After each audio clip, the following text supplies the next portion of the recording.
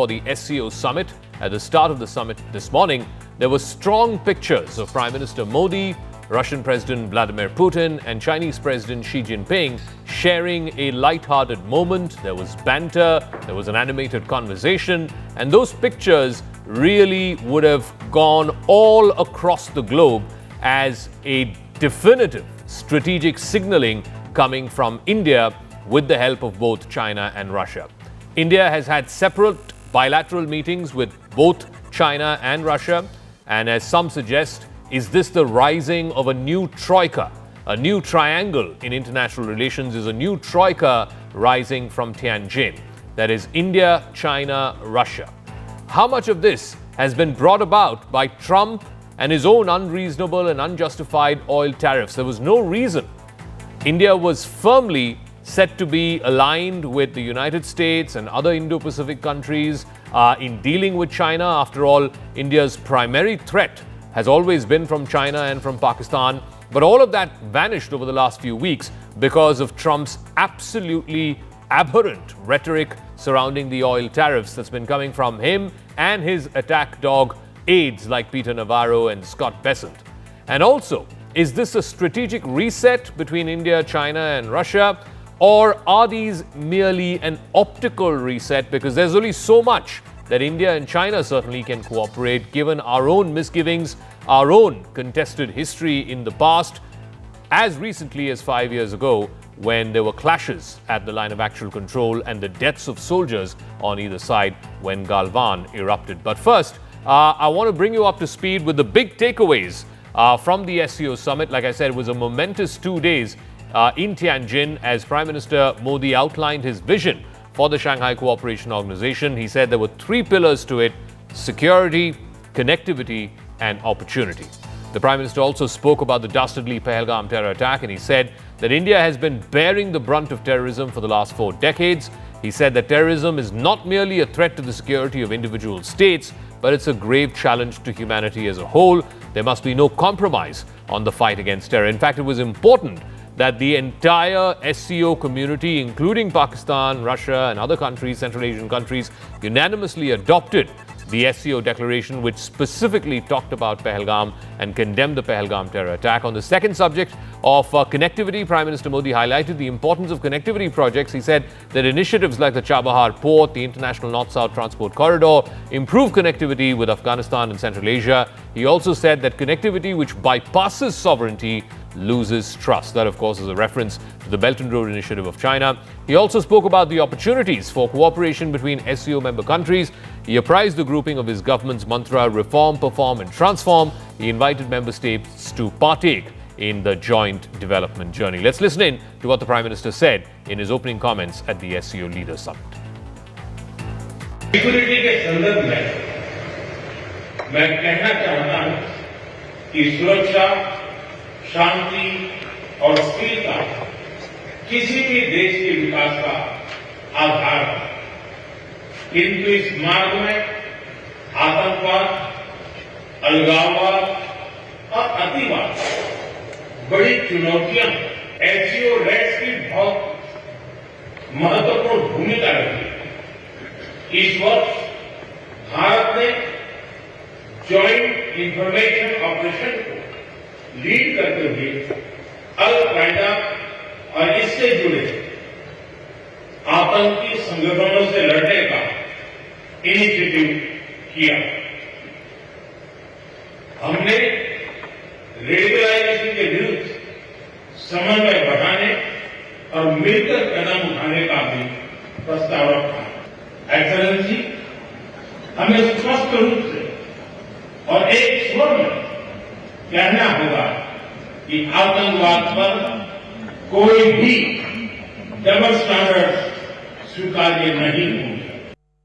Well, the summit definitely was high on optics. The pictures of Prime Minister Modi confabulating with President Putin of Russia and President Xi Jinping of China.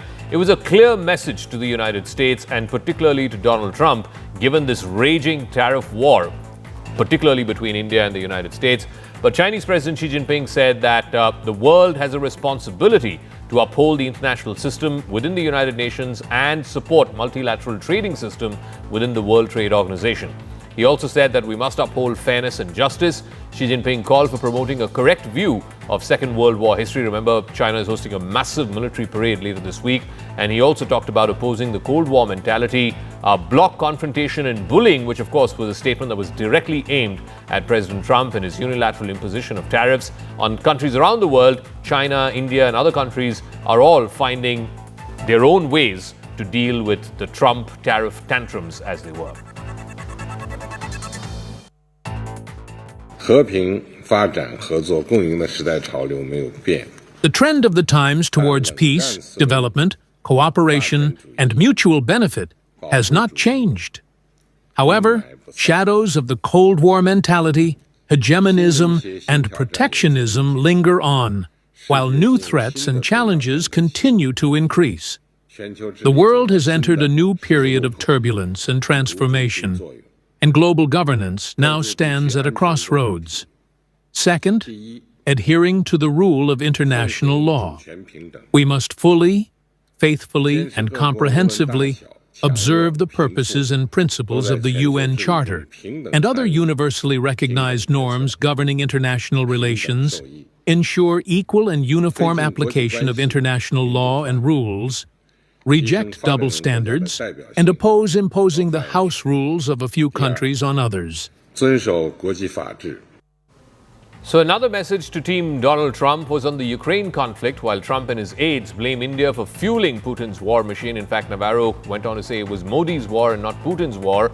Russia has highly appreciated both India and China's efforts in reaching a solution to the conflict. In fact, Prime Minister Modi, during his bilateral with Russian President Putin, said that both countries have been continuously in touch with each other to facilitate an early solution to the Ukraine conflict. Peter Navarro had claimed that the road to peace in Ukraine runs through Delhi. While his reasons to claim that may be wrong, that's not because Prime Minister Modi, in fact, has been engaging with Russia and Ukraine to find a lasting peace in the region. But India has been willy-nilly made a stakeholder in finding that all-elusive peace in Ukraine. This is what the Prime Minister said as he met President Putin today for another significant bilateral on the sidelines of the SCO. हम लगातार संपर्क में रहे हैं। दोनों पक्षों के बीच नियमित रूप से कई उच्च स्तरीय बैठकें भी हुई है। इस वर्ष दिसंबर में हमारी 23वीं समिट के लिए 140 करोड़ भारतीय उत्सुकतापूर्वक आपका इंतजार कर रहे हैं। एक्सेलेंसी, ये हमारे special and privilege strategic partnership की गहराई और व्यापकता का परिचायक है। कठिन से कठिन परिस्थितियों में भी भारत और रूस हमेशा कंधे से कंधा मिलाकर चले हैं। हमारा करीबी सहयोग न केवल दोनों देशों के लोगों के लिए बल्कि वैश्विक शांति, स्थिरता और समृद्धि के लिए महत्वपूर्ण है। एक्सेलेंसी, यूक्रेन में चल रहे संघर्ष के विषय में हम लगातार चर्चा करते रहे हैं। हाल में किए गए शांति के सभी प्रयासों का हम स्वागत करते हैं।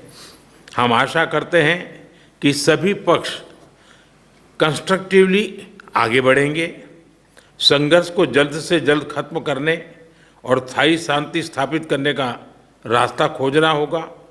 ये पूरी मानवता की पुकार है। एक्सेलेंसी, एक बार फिर आपका मैं हृदय से बहुत बहुत धन्यवाद करता हूँ। So should Donald Trump and the White House be worried about this rising, coming together, if you will, of India, China, Russia, the RAIC, this troika in Tianjin? Now, together, these three countries command $53 trillion in GDP. That would dwarf really the number one economy in the world, which is the United States. So put together, they would really be much ahead of the United States. India, Russia, and China together export over $5 trillion. That's just the export levels of the three countries put together. That's almost 20% of all global merchandise exports which flow through these three countries. Also, in terms of foreign exchange reserves, there is $4.7 trillion of foreign exchange reserves, which makes the troika account for about 38% of the world's safety net. And with 3 billion plus citizens, they represent, again, close to 40% of the world's total population. It's the largest, hungriest, and possibly the consumer market that has the most spending power that we've ever seen in human history.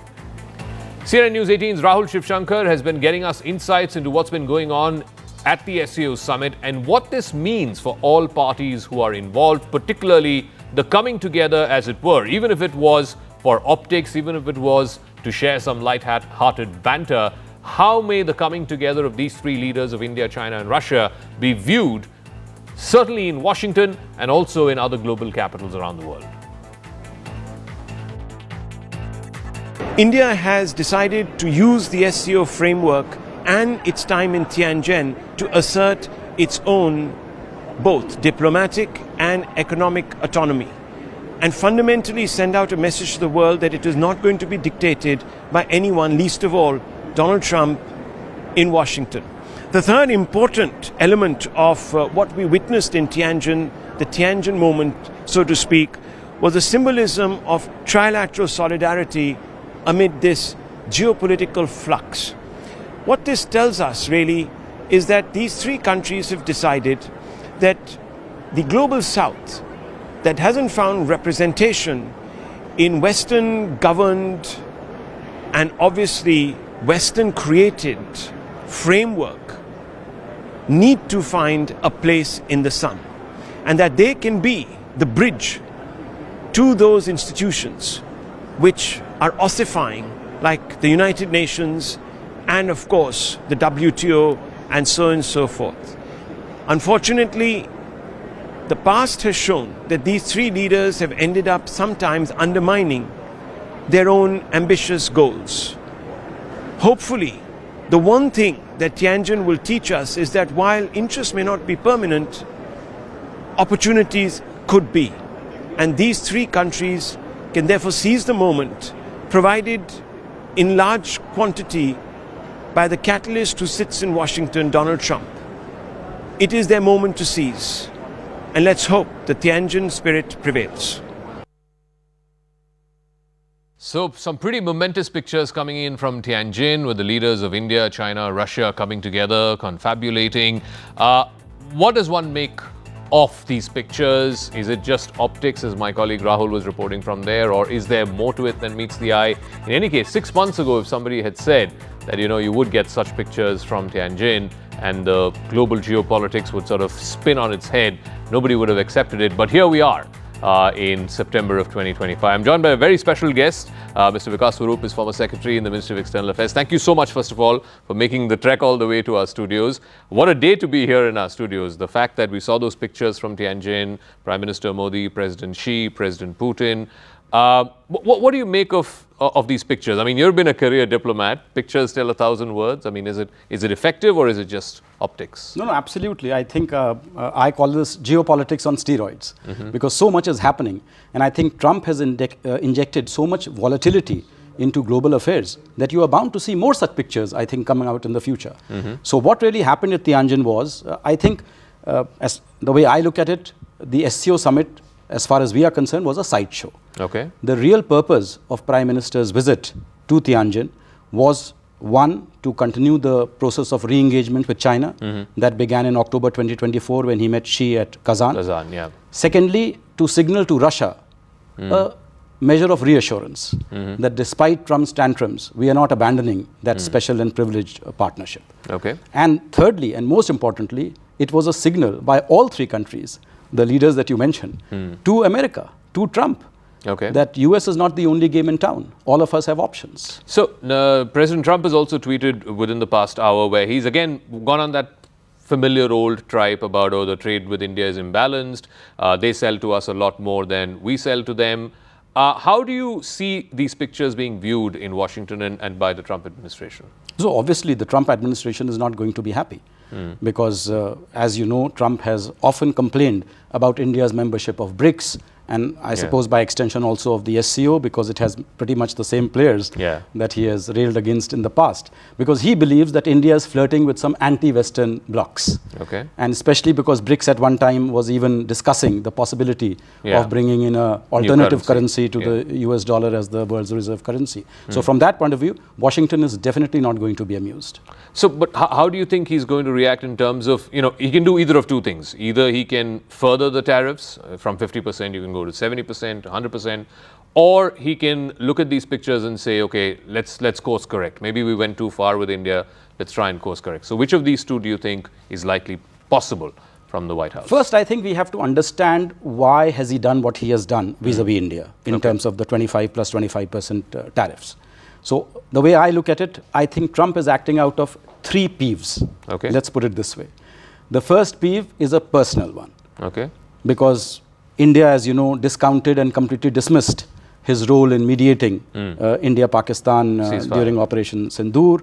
And in fact, Modi refused to engage with him on his bid for a Nobel Peace Prize. Okay. Whereas Pakistan not only completely supported President Trump's, need to be, his ego to be massaged that he was indeed the architect of the ceasefire, but also nominated him for a Nobel Peace Prize. So that's one. The second, I think, is an institutional peak, which I already alluded to.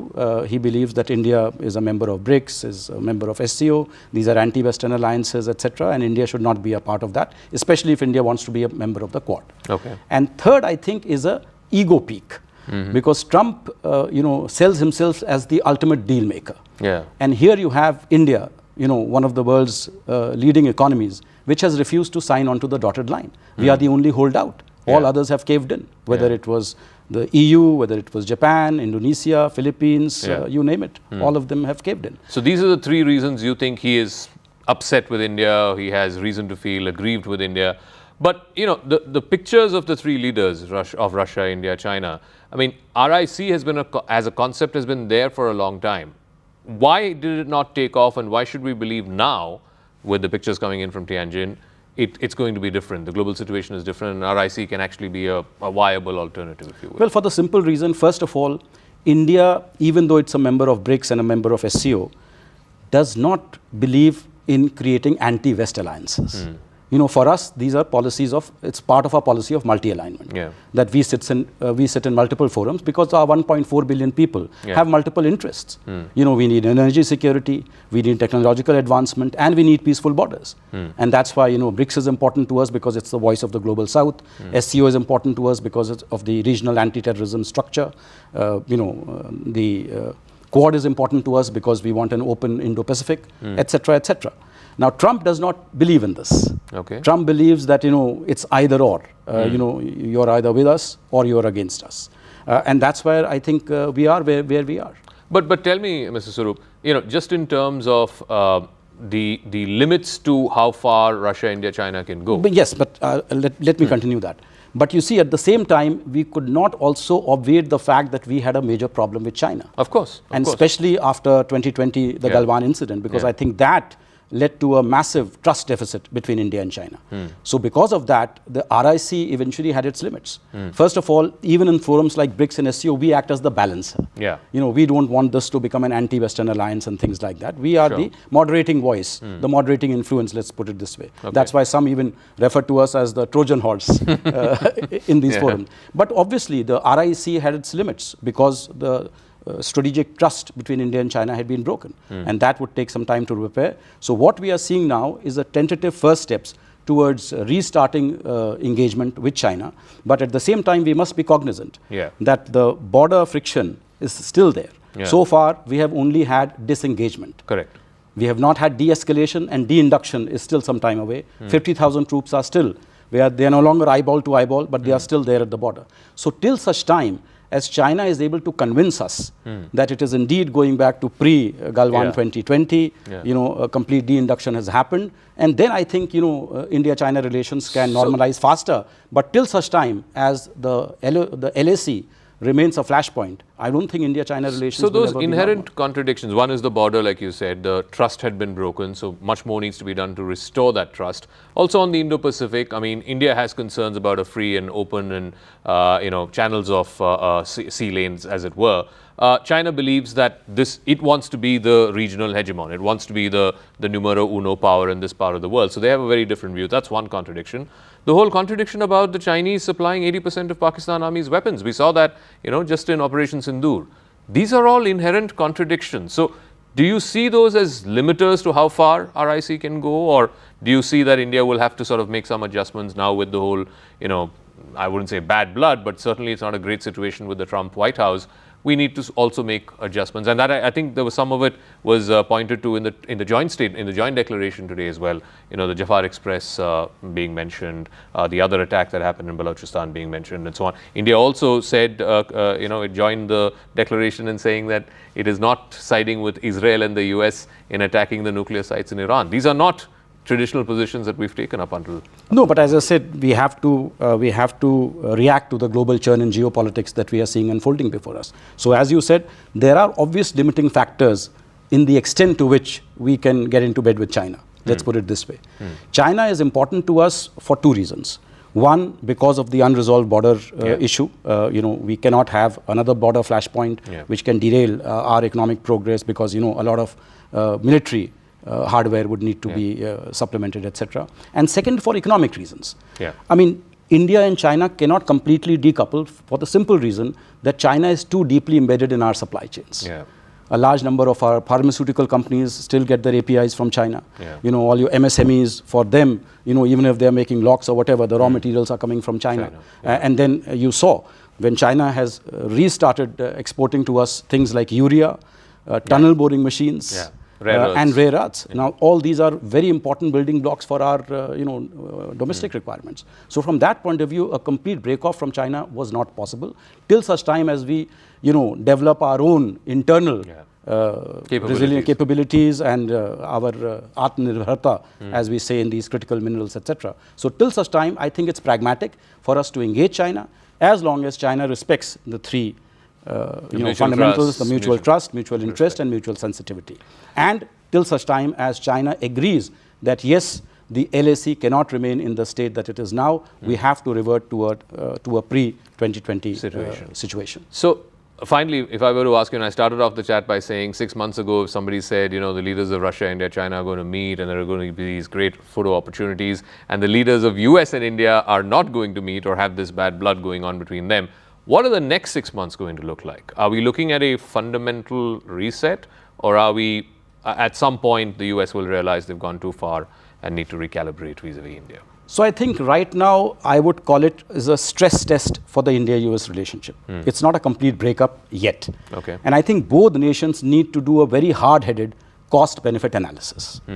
So for India, I think it's very obvious. 20% of our exports are exposed to the United States. If the US market becomes completely uncompetitive for us, because with 50% tariffs, and plus the goods that we supply to the US are goods that they can buy from other countries anywhere as well. else. Shrimp can be bought from Ecuador, and textiles can be bought from Bangladesh, etc., etc. Gems and jewelry can be bought from Philippines. So from that point of view, our exports will become uncompetitive. So do we want to lose that US market completely for 3.5 years? And that once you lose a market even for 6 months, other new supply chains are put into place, and then it becomes very difficult, because that will have an impact of at least 0.6 to 0.8% of our GDP. So I think that's a huge hit to take. So that's from our point of view. Similarly, from the US point of view, do they want to lose the fastest growing major economy in the world? Do they want to lose a huge consumer market, which is the #1 consumer market for big tech from America? And do they want to lose the world's largest democracy, which is a natural partner in tech, space, and defense? Add to that the 500,000 Indo-Americans who want closer ties between India and America. Add to that the 330,000 Indian students who are contributing to the US economy. So, all these factors are there. And I think the US, right now it's a game of chicken. Who blinks first? I just hope it doesn't come to that, and both sides reassess their positions, realize that this is indeed the most consequential strategic partnership of the 21st century. We cannot allow it to wither away, and they step back from the brink and engage constructively once again. Thank you very much, Mr. Vikas Swarup, for joining us here on CNN News 18 on such a momentous day as it is today, given all the pictures and the signaling that we got out of Tianjin at the SCO Summit. Thank you. Meanwhile, the other story, which was in the lead up to the pictures that we saw from Tianjin, repeating his tirade against India, White House trade advisor Peter Navarro once again sharply criticized India while defending President Trump's 50% tariffs on Indian merchandise goods. Calling New Delhi nothing but a laundromat for the Kremlin, Navarro accused, and I quote him here, Brahmins are profiting at the expense of the Indian people. He questioned why India continues trading with Russia and China despite being the biggest democracy in the world. Navarro's comments seem to indicate further strain in diplomatic ties between Washington and Delhi over these tariffs, and clearly what is an apparent breakdown in the trade deal talks between India and the United States. But the rest of the Trump administration, let's try and play out that soundbite of Peter Navarro first. Okay, we'll go across to that in just a second. But while, the trade folks, whether it's Navarro, Besant, Hassett, etc., are really taking very hawkish and anti-India positions almost insulting India with their comments every single day, the other wings or other parts of the Trump administration seem to be in a slightly different mode, possibly even damage control. For example, the US Embassy in New Delhi, which of course reports directly into the State Department, tweeted a positive message amid the ongoing tariff war, emphasizing the growing partnership between India and the United States. They claimed that the partnership between the US and India continues to reach new heights, a defining relationship of the 21st century. That's the phrase that was first used by President Obama and repeated by others as well. They also tweeted out a picture with Secretary of State Marco Rubio outlining the tremendous potential of the economic relationship between India and the US. So is multiple signaling happening? How will the pictures from Tianjin of the leaders of Russia, India, China coming together, how will it be viewed by the Trump White House? President Trump has also posted on Truth Social a while ago saying, again, that familiar old tripe about the trade between India and the US being imbalanced, so on and so forth. I want to go across to Mr. Evan Feinbaum. He's an American political analyst. Thank you very much, Mr. Feinbaum, for speaking with us. First things first, I want to know from you this whole Navarro comment, and clearly, he's been told, he's playing to a script, he's got these talking points written by somebody. The whole thing about, using the Brahmins analogy. Clearly, he knows that this is a political sort of hot point here in India. Caste is an inherent part of Indian politics. And this is something, for want of a better phrase, it's like a cheap shot at the Modi government. Why is he continuing to attack the Modi government using these talking points? I mean, what's he trying to get at? Yeah, I don't want to psychoanalyze Mr. Navarro. He's a loose cannon. This is not a very conventional administration. For one thing, they're long on attitude and short on strategy. But for another, they're a spectacularly undisciplined administration. I worked in the George W. Bush administration. My two bosses, Colin Powell and Condoleezza Rice, would never have put up with this level of indiscipline. And so at some point, I think it reflects both the lack of an institutionalized process within the administration to enforce some message discipline, but also the fact that Navarro and others tend to be freelancing their views. So the question is, at what point is this going to begin to reflect policy rather than just Mr. Navarro popping off on a daily basis? And I think my concern is less the things that are coming out of Navarro's mouth and more the general trajectory of the U.S.-India relationship, which, to be blunt about it, is unraveling a lot of the progress that we've seen over the last 20 years. We also saw two other comments, one from the president himself in the last hour or so, where he posted on Truth Social. I thought it was slightly different from his comments in the past. The whole business about Russian oil was almost like the last sentence of it. He's gone back to this whole issue. It's a bugbear with him of the imbalance of trade.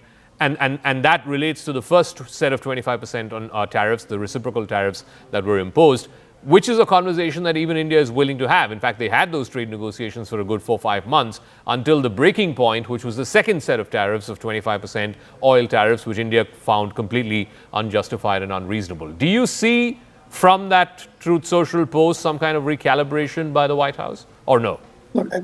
Look, I think the administration is undisciplined in part because the president is undisciplined. And I often compare him to what's called alternate side of the street parking in New York City, where I grew up, where on the Monday, Wednesday, and Friday, you can be on the left side of the street. And on Tuesday, Thursday, Saturday, you can park on the right side of the street for traffic flow. He doesn't have a particularly principled view of international relations, where a set of principles, markets, democracy, unified competition policy, free and open Indo-Pacific, as you referred to in the last segment, none of that really matters to him. He doesn't have a particularly strategic view of international relations either. That's about power balances and assembling coalitions. What he has is a transactional approach to international relations combined with a lot of what I would characterize as rent-seeking behavior. And so that's the context in which we've got a lot of flipping and flopping, both from his first term to his second term, but also from what we saw in the outreach and in the good meetings that Prime Minister Modi and others had with the administration earlier on to now. I think the problem we have is not to psychoanalyze the president, but how to, in the first instance, put a floor under the free fall that we're in now and get back into some kind of conversation. And I think at the end of the day, that's going to require the president and the prime minister to have some kind of not necessarily good relationship as they had in the past, but at least a functional one. And I'm not sure that at this point we can get from here to there anytime soon. But tell me, the images that came out of Tianjin today, the leaders of India, Russia, China sort of confabulating, having a moment there. We don't know what they discussed, but those pictures seem to be very powerful. How will it be viewed by the White House, and particularly by President Trump? In the past, he's sort of railed against BRICS and so on, the de-dollarization. I mean, we may not be getting to that bridge yet, but certainly the power of these images, India also having separate bilaterals with both Russia and China. How is it going to be viewed by Trump? Yeah, but there's by Trump and then by the Washington establishment. I mean, the president, remember, is engaged in a process of his own outreach to both Russia and China. And that's part of what's so inexplicable about the current moment in U.S.-India relations. If you take, for instance, the second 25%, ostensibly tied to Russian oil purchases that's layered on top of the base tariff, the president himself has been engaged in a process of outreach and was just clapping for Mr. Putin in Alaska just a few weeks ago. So I think for the administration, as I said, there's not a lot of disciplined strategic thinking. Within the Washington establishment more broadly, I think the question will be how to parse the signaling from what is more substantive. And you're alluding to this, and you alluded to this in the last segment when you began to talk a little bit with Vika Swarup about some of the constraints, both on the bilaterals, but also on these groups. So the signaling is unmistakable. I mean, there's a grievance society out there of countries that don't like American foreign policy. In particular, they don't like the unilateral tools of American economic statecraft, the use of unilateral sanctions, now of tariffs layered on top of that. But the longer term question about whether this can cohere both at the plurilateral level, but also at the bilateral level, for example, between India and China. We're entitled on the American side to greater skepticism about that. Because, for instance, if you just take the idea of payment systems, the idea that the Reserve Bank of India is going to make its monetary policy somehow dependent on what the Bank of Russia, which is under sanctions, or the People's Bank of China are going to do in terms of monetary policy through some kind of coordinated monetary and fiscal. There's a lot of skepticism here, and I think rightly so. And since you were talking about the previous interview where Vikas Swarup was talking about, he believes there are three reasons why Trump is upset with India. One, because India is not giving him credit for quote-unquote mediating and finding the ceasefire between India and Pakistan. Two, his personal pike against these groupings like BRICS and SCO, etc. And third, he said, he's the deal maker and he's not got a deal with the world's fastest growing economy, and that is something that he's taken very personally to. Do you reckon that those are, good reasons why we are at the state that we are right now? I think that's part of it. I think it's unknowable. It's hard, as I said earlier, to psychoanalyze the president. But I think at the end of the day, he's a transactional guy, so it ought to be possible to get back at least to some kind of a tariff deal that puts a floor under this. My concern as somebody who worked on U.S.-India relations at a much more glorious time, which was the end of the George W. Bush administration when we finished up the nuclear deal, is that even if you get a tariff deal, a lot of the trust is basically gone. And some of the assumptions and presumptions that we had about this relationship have really flown by the wayside. The Russia piece, and frankly, the president talking about the BRICS in the way he has is a good example. We've always had grievances from one side toward the other on this or that element of their relationship with third parties. India never particularly cared for the U.S. relationship with Pakistan or elements of it, or for that matter, with some of what the U.S. was doing with China. And for its part, the United States had issues with India's relationship with Iran, with Myanmar, and the prime minister, met with the Burmese up in Tianjin, and then also with Russia. But we never let those grievances or concerns about third-party relationships bleed back into the bilateral in a way that rode the thing completely off the rails. So now that we've reached that moment, it's easy to see how this could begin to unravel in ways that are extremely debilitating and hard to get back from, because I think it's clear from India's actions, but also to anybody who spent 5 minutes dealing with the Indian government in a negotiating process, that India was not going to junk its relationship with Russia. And so for the United States to set the bar at impossible is not a good signal for an administration that cares about the trajectory. All right. We'll leave it at that. Eben Feinbaum, thank you very much for joining us, American policy expert, with his thoughts on what went wrong in the India-US strategic partnership, the relationship, and more importantly, if there can be a floor that can be laid to what is now almost like a free fall with all of these comments coming out of these White House aides like Navarro and Besant and so on. I also want to go across to Network 18 Group Consulting Editor Bodhisattva Ganguly, who's joining us. And I want to focus a little bit about the Navarro comments, because I believe that he's being put up to it. He's playing to a script. Somebody is giving him these talking points, and maybe Trump is using him as an attack dog. All of these comments that are coming in from Navarro and Besant, is it to try and put pressure on India to reduce its import of Russian oil, or what's the game here? I mean, is this the maximalist position and then Trump comes in and softens it out a bit? But the game is very clear to put pressure, but I don't think it's working. But just to come to Navarro's remark, I think that he seems to be, it's a bizarre remark, and he seems to be reading from a script, a not very high grade script which somebody has given him, a not very high quality script somebody has given him, that look, these are the remarks you can make which will irritate people in India, in the Indian establishment. I think that's somebody's understanding. That's why he's making these very odd remarks that, where he's waded into Indian caste politics, such as it is. It's quite bizarre. It's not likely to work. I think the Indian government has been quite firm in the last few weeks, and obviously the trip to the SCO, the summit in Shanghai, is the latest example of that. But India has its red lines, which is basically that the agriculture sector and GM imports won't be allowed. And, there is no question of allowing third-party mediation in Kashmir. I think the oils is a bit of a red herring. I think there's now extensive news reporting from the US, which indicates that it is more the Nobel Prize stuff and Trump's alleged role in mediating between India and Pakistan, which is the nub of the matter. Now, very clearly, now that's also, if you think of it, is also a red line. India isn't going to nominate Trump for a Nobel Prize.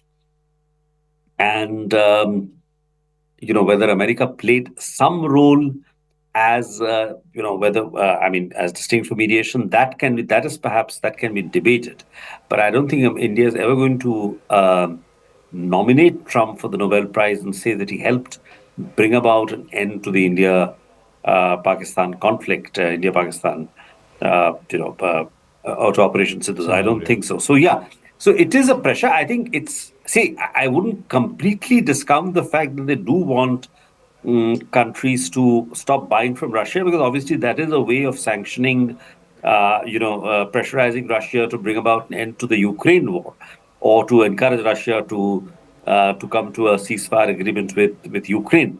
The issue is, as I think enough people have pointed out, both in the Indian and as the international media, that actually you aren't sanctioning China, with which you are engaged in trade negotiations as we speak.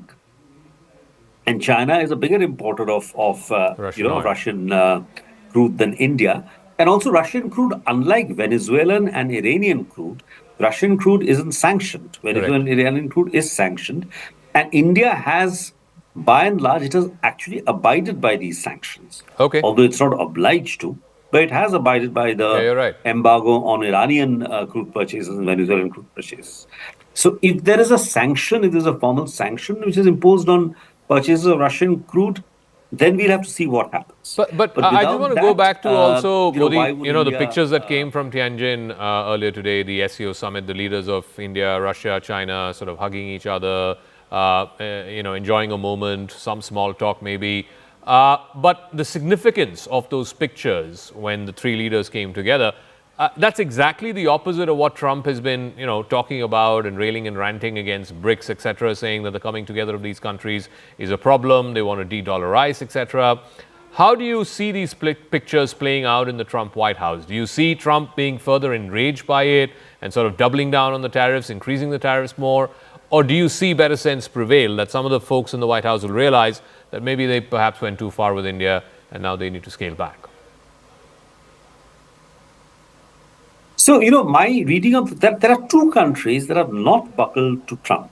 One is China, which in fact imposed its own, when the tariffs exceeded 100%, China also exceeded, put in 100% tariffs on the US.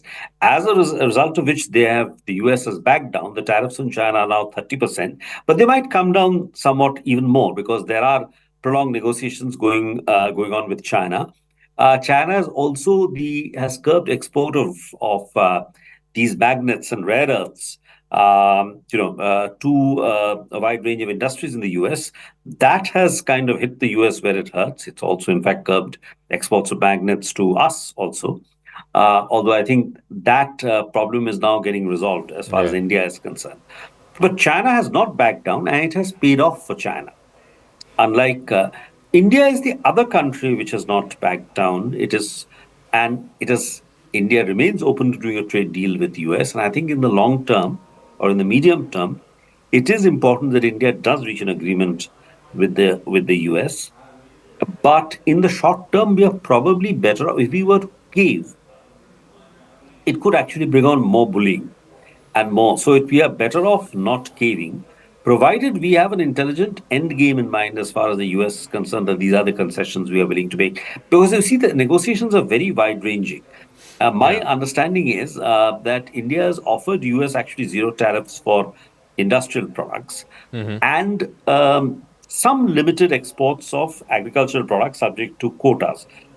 There is other stuff, for example, like data localization laws, which could be talked about. There could be stuff like the tax rates applied to MNCs, banking MNCs, stuff like that, which have probably been a part of the negotiation. So there are negotiations that we can offer to the US. There are concessions that we can offer to the US, and we could look at specific stuff which the US is saying. You already withdrew the 6% digital tax, if you recall, even before the negotiations began. Yeah, right, which was regarded as a significant concession.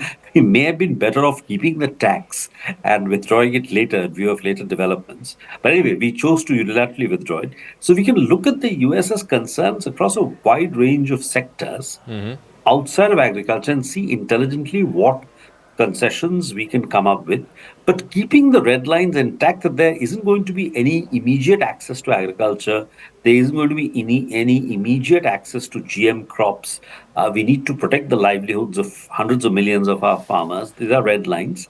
And of course, we can't allow any sort of third-party mediation in Kashmir, and nor can we, nominate President Trump for the Nobel Prize. We aren't doing that. Yeah. I think those things need to be made clear. All right. Yeah. Bodhisattva Ganguly, contributing editor with Network 18. Thank you very much for joining us and putting that into perspective for our viewers. So really now it boils down to this Tianjin troika, the coming together of Russia, China, India. Will they collaborate even after this summit to try and send signals to Donald Trump, to try and keep this whole Trump tariff war in check? That's what many analysts are looking at, because there are inherent limits to the cooperation between Russia, India and China. There are many challenges that this partnership will face, and ultimately unity between these three countries is not going to be a smooth one. Here's a deep dive into what are the inherent limiters in the coming together of Delhi, Beijing and Moscow.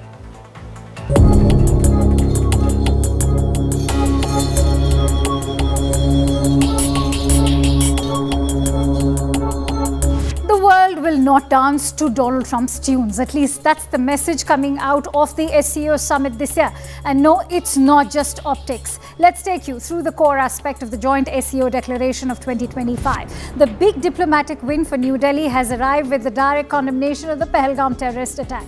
To quote from the SCO's strong stance against terrorism, the member states strongly condemned the terrorist attack in Pahalgam on 22nd April this year.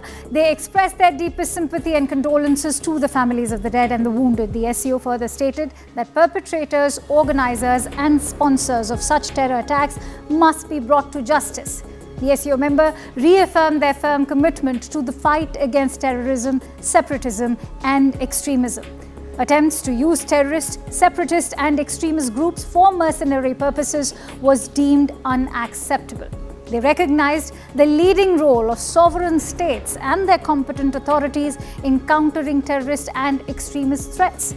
The member states strongly condemned terrorism in all its forms and manifestations.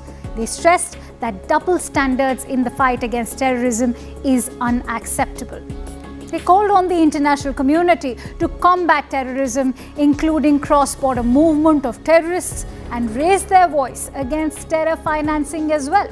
Now, to quote Prime Minister Modi's plain speak on terrorism, he borrowed from the acronym of SCO, with S for security, C for connectivity, and O for opportunity. The key takeaway was when Prime Minister Modi highlighted the heinous face of terrorism at Pahalgam.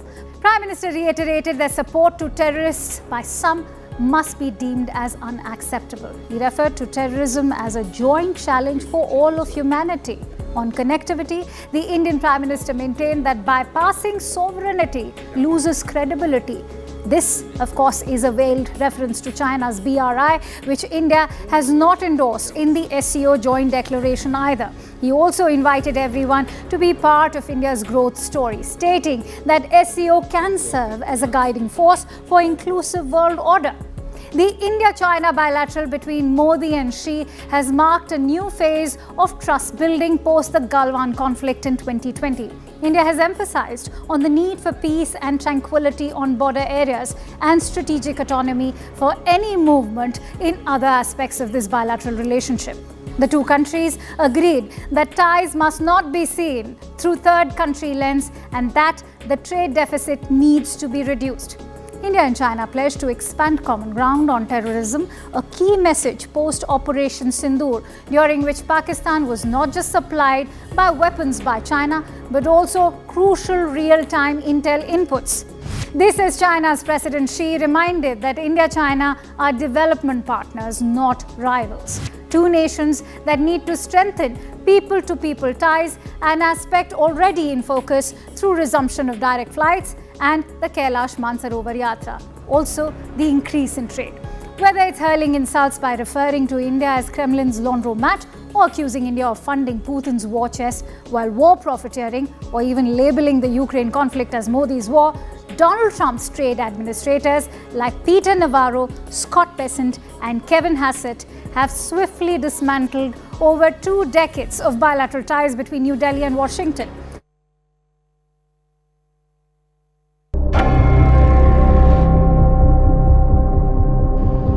Tianjin, China. The world's eyes are fixed on 3 of the globe's most powerful leaders. Today, Xi Jinping, Vladimir Putin and Narendra Modi face a defining moment at the Shanghai Cooperation Organization Summit. Can the Russia-India-China troika break free from historical rivalries and reshape the global order?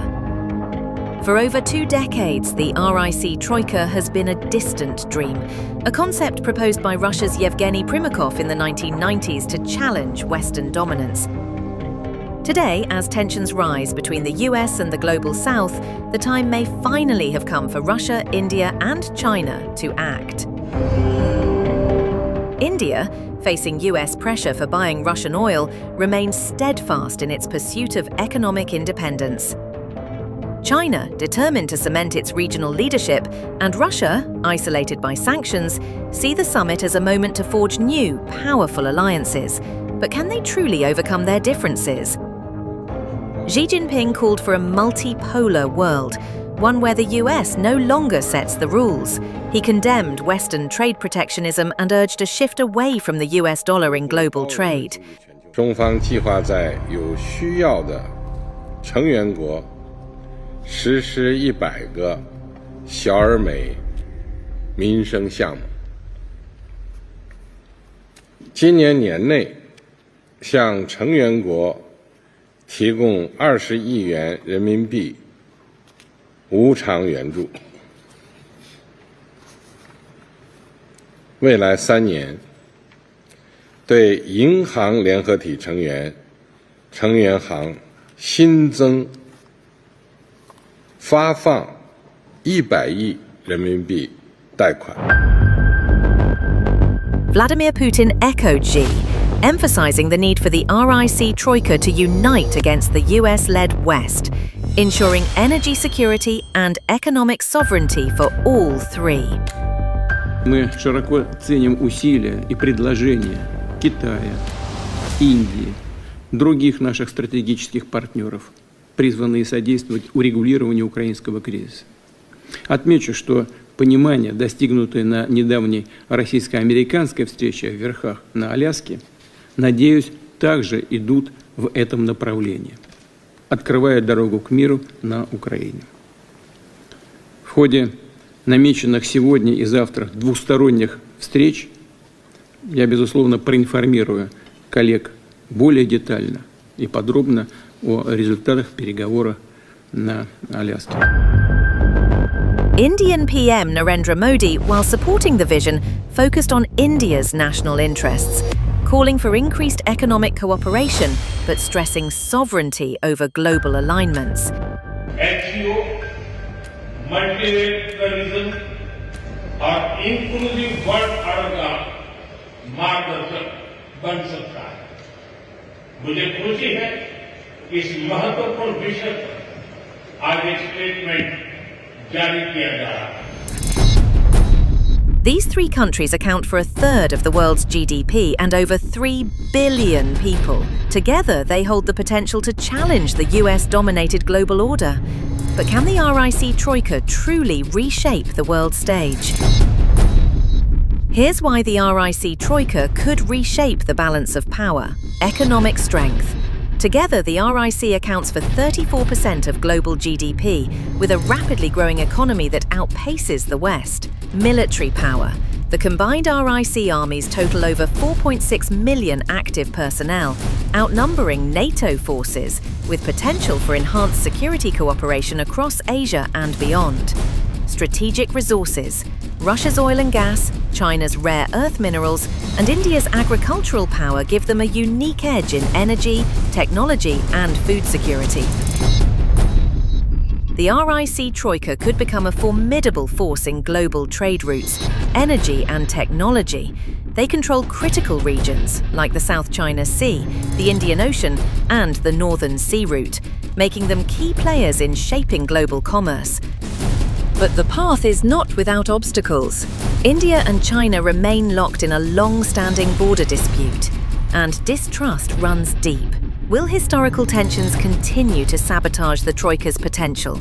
Yet history shows that even bitter rivals can come together when faced with common interests. Just look at the evolving partnership between Russia and China, once hostile neighbours, now key allies. Can India and China follow the same path? The stakes are high. The RAIC troika represents the emerging power of the East, a potential counterbalance to the West. They hold the cards on economy, military power, and strategic resources. The question remains, is the time for the RAIC troika finally here? As the world watches, the SCO Summit may very well be the beginning of a new geopolitical era, one where Russia, India, and China take center stage. The future of global power and who leads it could be decided here. That's it. Thanks for watching Brass Tacks, coming to you live from the CNN News 18 Primetime Studio, presented by Schneider Electric Smart Home Solutions.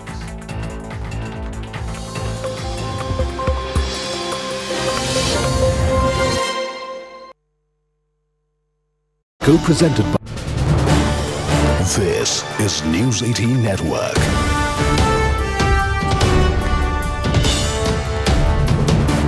India's largest news network. Great strategic partner of America is now seen hugging China and Russia, which is as it should be, but he's lost a great strategic opportunity. Second, he also talked in the street of the defense equipment. Now, anyone who sees visuals of American F-35 falling off every other day from the skies would never think of buying any defense equipment from America. Why should we buy defense equipment from America when they hold us to ransom? They didn't supply us GE engines for many years. They have not supplied us the helicopters which we needed badly for long years. So if you're bullying others, then there's a point when the country says enough is enough, unless those countries happen to be from Europe, who have just given them, who have just surrendered to Trump. But I'm glad that India stood up, Prime Minister Modi stood up. There were voices within India itself which were doubting whether that should be how it should be. But in the end, I think even in America, like Professor Latham just now, people who are right-thinking, people who are sane, who are wise, they are applauding India for having stood up to a bully.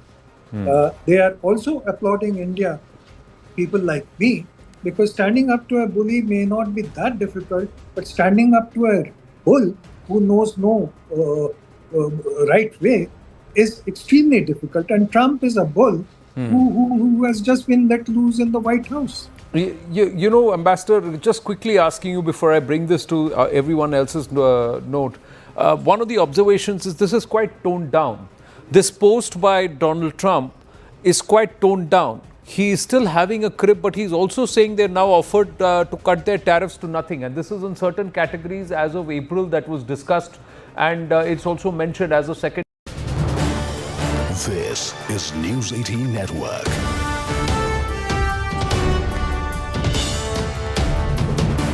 India's largest news network. Great strategic partner of America is now seen hugging China and Russia, which is as it should be, but he's lost a great strategic opportunity. Second, he also talked in the street of the defense equipment. Now, anyone who sees visuals of American F-35 falling off every other day from the skies would never think of buying any defense equipment from America. Why should we buy defense equipment from America when they hold us to ransom? They didn't supply us GE engines for many years. They have not supplied us the helicopters which we needed badly for long years. So if you're bullying others, then there's a point when the country says enough is enough, unless those countries happen to be from Europe, who have just given them, who have just surrendered to Trump. But I'm glad that India stood up, Prime Minister Modi stood up.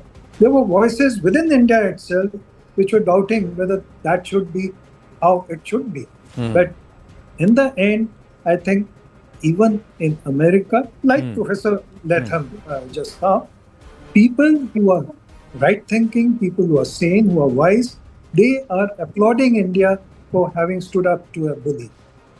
They are also applauding India, people like me, because standing up to a bully may not be that difficult, but standing up to a bull who knows no right way is extremely difficult. And Trump is a bull who has just been let loose in the White House. You know, Ambassador, just quickly asking you before I bring this to everyone else's note, one of the observations is this is quite toned down.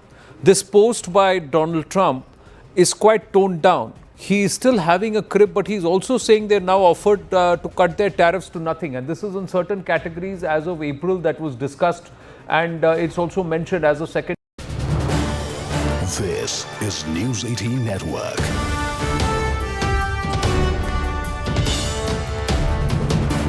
India's largest news network. Great strategic partner of America is now seen hugging China and Russia, which is as it should be, but he's lost a great strategic opportunity. Second, he also talked in the street of the defense equipment. Now, anyone who sees visuals of American F-35 falling off every other day from the skies would never think of buying any defense equipment from America. Why should we buy defense equipment from America when they hold us to ransom? They didn't supply us GE engines for many years. They have not supplied us the helicopters which we needed badly for long years. So if you're bullying others, then there's a point when the country says enough is enough, unless those countries happen to be from Europe, who have just given them, who have just surrendered to Trump. But I'm glad that India stood up, Prime Minister Modi stood up. There were voices within the News 18 Primetime Studio, presented by Schneider Electric Smart Home Solutions.